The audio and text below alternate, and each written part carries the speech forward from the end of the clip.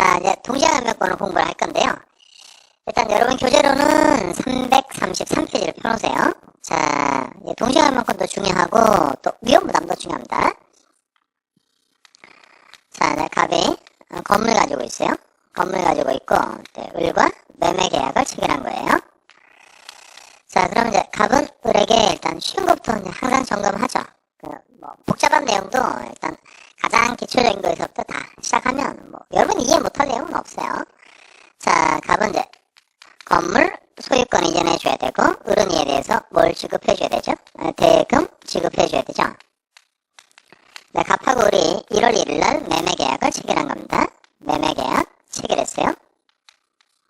자, 이게 매매 계약 체결한 시점이고 다음 3월 1일에 건물 소유권 이전하고 대금 지급해 주기로 이행기를 이렇게 정한 겁니다. 그러니까 이행기 또는 변제기 이렇게 표현합니다. 그럼 3월 1일에 건물 소유권 이전하고 대금 지급하기로 정했다는 거예요.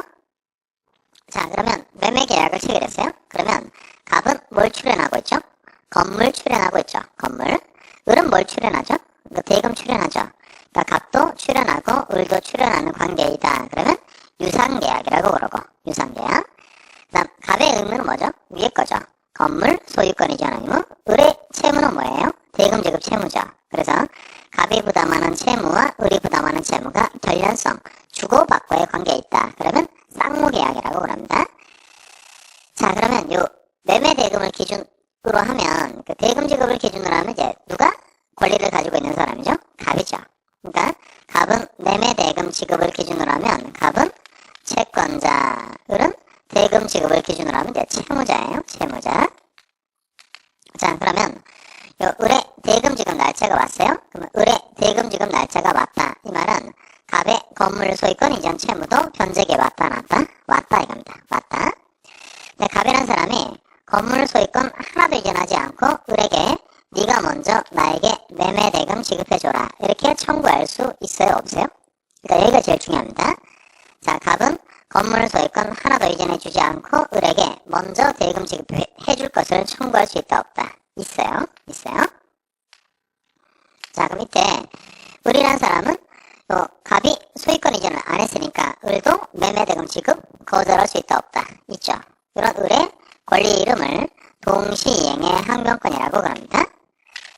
자, 그러면 을은 언제까지 매매대금 지급을 거절할 수 있죠?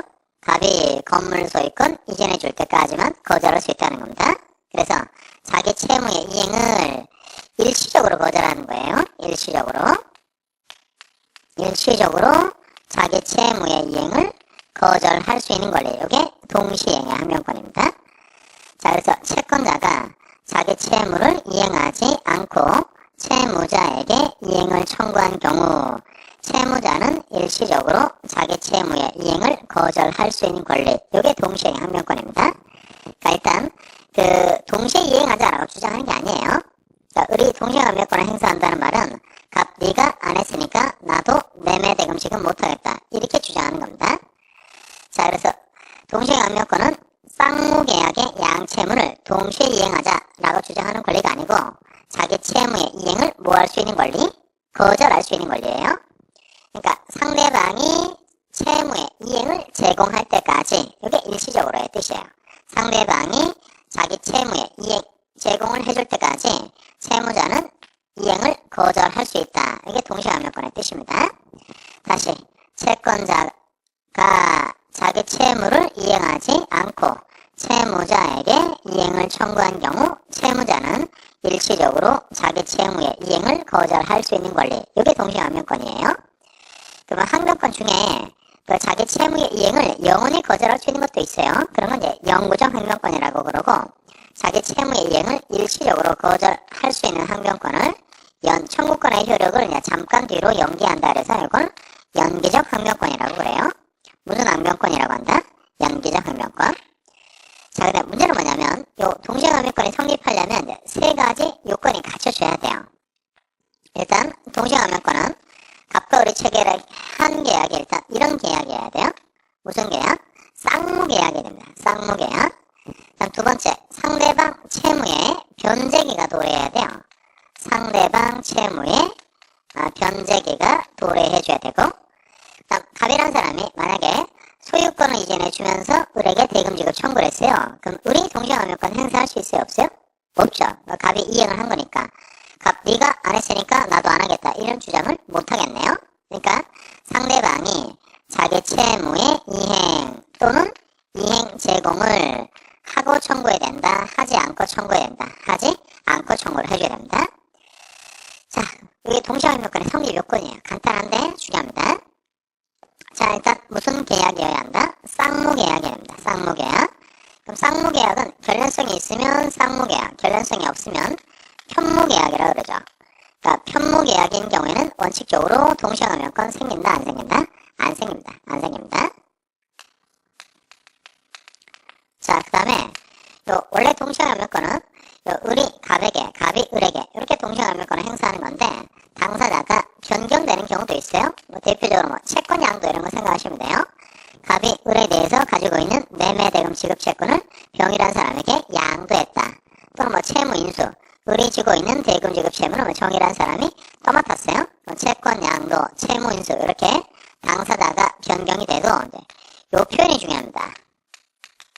자, 뭐가 유지가 되면, 동일성이 유지가 되면 동시행화명권 계속 인정됩니다. 자, 당사자가 뭐가 됐다고 하더라도, 변경됐다고 하더라도 뭐만 유지가 되면, 동일성만 유지가 되면 동시행화명권 인정된다, 안 된다? 된답니다. 된다. 자, 그 다음 두 번째가요, 상대방 채무의 변제기가 도래해야 돼요. 그러니까 을이라는 사람이 동시행화명권을 행사하려면 요 상대방 갑의 채무가 변제기에 도래해야 된다는 겁니다. 또 실제로도 그렇죠. 지금 3월 1일 대금 지급하기로 건물을 소유권 하기로 정했어요. 그러면 을의 대금 지급 날짜가 왔다. 이 말은 갑의 건물 소유권 이전 채무도 변제기에 왔다 안 왔다? 왔다 이 말이죠. 그러니까 을이라는 사람이 매매 대금 지급을 거절하려면 상대방 갑의 채무도 변제기에 와줘야 돼요. 자, 근데 문제는 뭐냐면 상대방 채무의 변제기가 아직 도래하지 않았어요. 그 말은 자기 채무를 먼저 이행해야 되는 경우라는 겁니다. 자, 그러면 자기 채무를 먼저 이행해야 되는 사람은 원칙적으로 동시행화명권 될까요? 안 될까요? 그건 안 되겠죠. 자기의 채무를 먼저 이행하고 나중에 상대방으로부터 이행받기로 되어 있는 이런 선이행 의무인 경우에 선이행 의무 있는 사람은 원칙적으로 동시행화명권 된다 안 된다? 안 돼요. 대신 항상 안 되는 건 아닙니다. 그러니까 선이행 의무 있는 사람이라고 하더라도 상대방의 이행을 받기 곤란한 현저한 사유가 있다면 동시행화명권 또 행사할 수 있어요? 없어요? 있어요. 이게 불안의 항변권입니다. 불안의 항변권. 자, 자신의 채무를 먼저 이행해야 되는 경우라고 하더라도 자기 채무를 먼저 이행해주고 나면 자기도 상대방으로부터 이행을 받아야 되는데 상대방의 이행이 곤란한 현저한 사유가 있다면 다시 동시행화명권 행사할 수 있다 없다? 있다. 이런 권리 이름을 뭐라고 한다? 불안의 항변권이라고 그래요. 자, 그 다음에 그 유명한 판례가 이제 중도금 판례입니다. 중도금 판례. 자, 중도금 판례의 경우에 요거 동시행화명권 주장할 수 있어요. 자, 이 판례 내용을 설명을 드릴 테니까 집중해서 잘 보시기 바랍니다.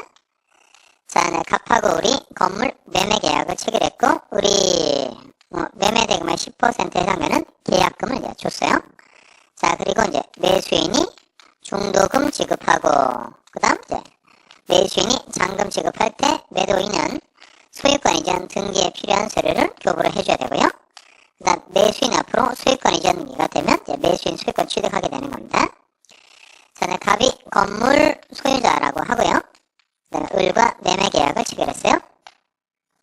자, 그러면 일반적인 매매 계약의 경우에 건물 소유권 이전하고 대금 지급은 무슨 관계죠? 동시이행 관계죠. 동시이행 관계. 근데 정확하게는 여기가 동시이행 관계입니다. 잔금 지급하는 거하고 등기서류 교부하는 여기가 정확하게 동시이행 관계예요. 그럼 이쪽에 중도금 지급하고 등기서류 교부하고는 동시이행 관계이다 아니다? 아니다죠. 그러니까 중도금 지급이 등기서류 교부에 비해서는 먼저 이행되어야 될 채무예요. 그래서 이 중도금 지급이 선이행 의무라는 겁니다. 그럼 지금 선이행 의무를 지고 있는 사람이 매수인 을이죠.